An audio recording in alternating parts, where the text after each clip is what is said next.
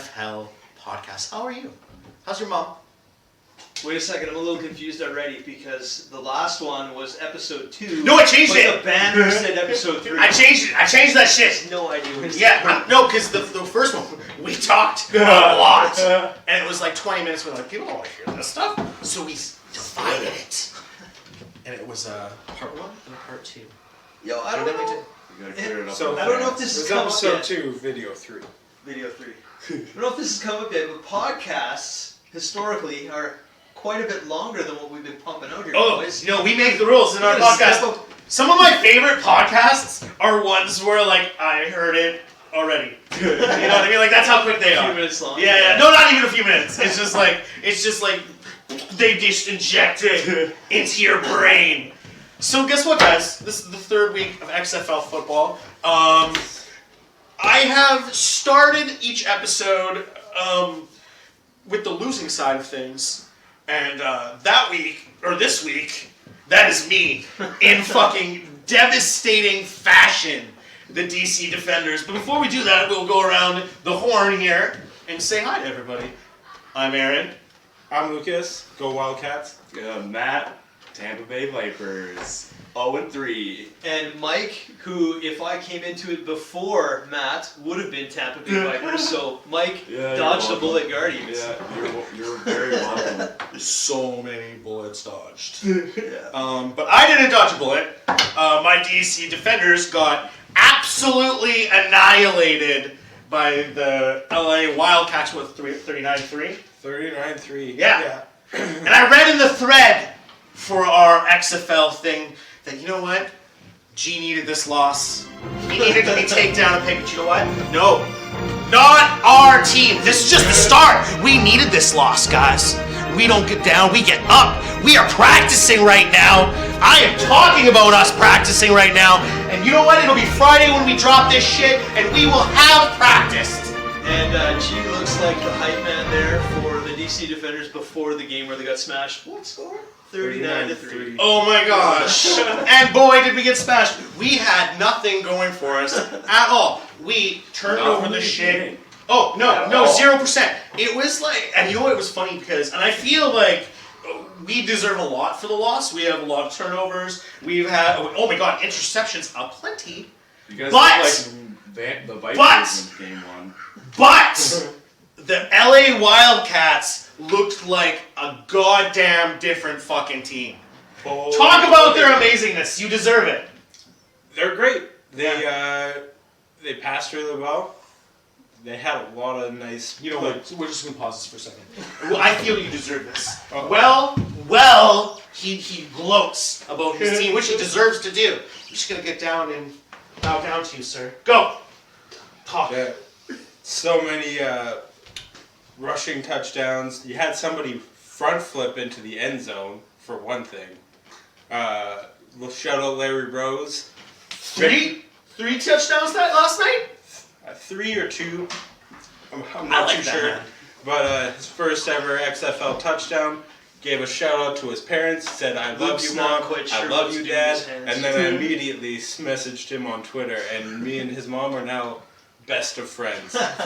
Besties. You BFF the player's mom. Yes. That's crazy. Yeah, we talk about chicken spaghetti. It's a great time. That's why we live. Whoa, guys. vegan chicken spaghetti? I'll try that. She doesn't know that he's a vegan. Yeah, he's a vegan. No, I've told her in the DMs. I slid in there. He slid into your mom's DMs. Just like Mark. But who hasn't? Yeah, exactly. So you fucking killed it this week. You, oh my gosh, and like this. My team was actually pretty decent. I was gonna say that you deserve They looked some like credit. a good team, and they just couldn't pull through. You guys look like you were though. We were a but good it was team. you guys you're playing the best team in the XFL. Yeah, oh yeah. The Roughnecks are absolutely Walker. PJ Walker. Oh. But you know what? Not only just not the other offensive, the defensive line Yeah, is disgustingly good. They're monsters, the Roughnecks. Yes. What did you guys change this week? What was different from? I think we were just a little bit more organized. Was it different QB too? Did you play Quinn Flowers played most of the That game, was the right? second string, right? Yeah. Well, Murray's out now. Oh, that's right. Yeah, So, he had the first game. Murray was the first game.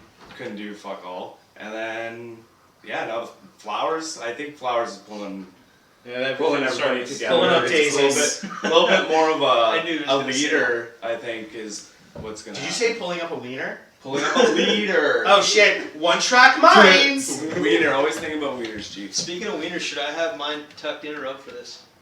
I don't know about what McGloin do. I mean, ours are all in. Matt So. McGloin probably wouldn't even know what to do because he probably couldn't find it. Let's be honest. And then he would blame everybody else for not telling him. that the wieners Okay, are out. yeah.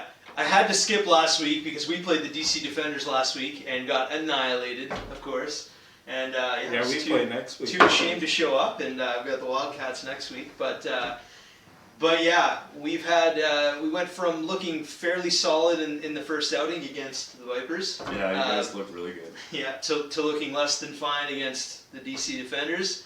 And in this past Sunday, we played the St. Louis Battlehawks, and the game, for the most part, was pretty competitive in the early going.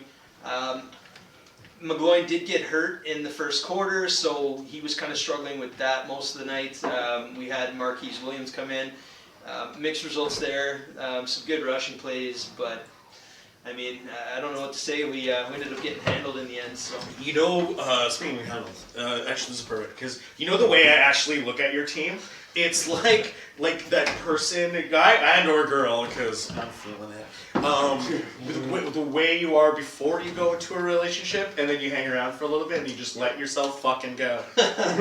That is the New York Guardians. So the thing is I've heard rumblings that the Guardians employ a little bit more of a complicated offense, and it's like nothing. They use fucking crayons. Yeah, crayons on construction paper. No, but from what I understand, it's not anything that's out of the ordinary in the NFL, and people tend to pick it up pretty quickly. However, in the XFL, where some of the guys are a little bit below the market in terms of NFL quality, and they're trying to prove themselves now. Apparently, a lot of the offense is struggling to kind of know their place and to know how to run all the plays appropriately. And McGloin, from what I understand, does understand it, but is having a hard time directing the troops on the field. So They don't understand crayons. Yeah. So I don't know whether it's something that needs to change in terms of simplifying the offense, or if it's something that needs to change in terms of, Well, the the question is, players picking Well, up. the bottom the three was question the is- same way. Like, the bottom three really can't. They needed to put everything together before they even stepped on the field. Yeah, well, It's like it's chaotic. if Yeah. crayons First, aren't bottom working, serious question. If crayons aren't working, and they need to simplify, what is the simplified finger version? paints, bro. Finger paints. I was gonna say Yeah. finger in the sand. In the Yep. grass. Do you guys want to hear a weird story? So since having a baby, I've realized that my wife does a lot of weird finger paintings. Like she'll put it on there, like here on his butt, and then like stamp it, and then like make a face out of it, and like family values, and like give it to my dad. But I'm like, that ass has been on it. There's been ass on that. But it's way to go, Sarah. I was like, this is funny. I was like, because they do like thumbprints, and it's like evolution of a family, and I was like, it'd be funny if we all just like me and my dad and Ezra just did our dicks. It's just like, what's this graph for? And it's like, that's our dicks. Wait, but is it like evolution or is it like de-evolution?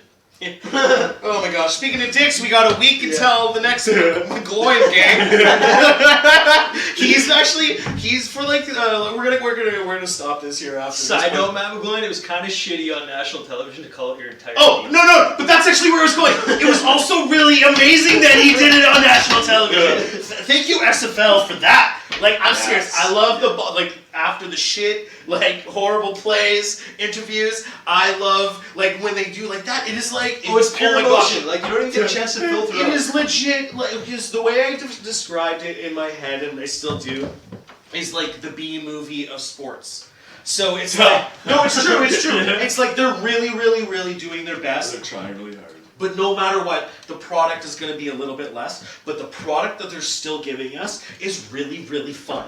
It is. That's exactly the words I use in my head when I was like, this is fun. I have tuned into more football in the last 3 weekends than I have in my entire life. Okay, so I have a theory on why the XFL is probably going to succeed at least a little bit and last a lot longer than it has currently, or previously, is because we are in the age of the internet. Yeah, of totally, Twitter. 100%. This stuff, stuff that comes up, it's gonna be out there, and I think it's gonna gonna be a fan for a lot of stuff. Well, it's like I know like you guys are into different sports, but I'm into MMA, and it's literally as soon as that KO happens, it's already up there. They don't have to pay those $64. And shout out, he's not here, Kerry Hansen. Shout out to your St. Louis Battlehawks team in the city of St. Louis for packing this shit.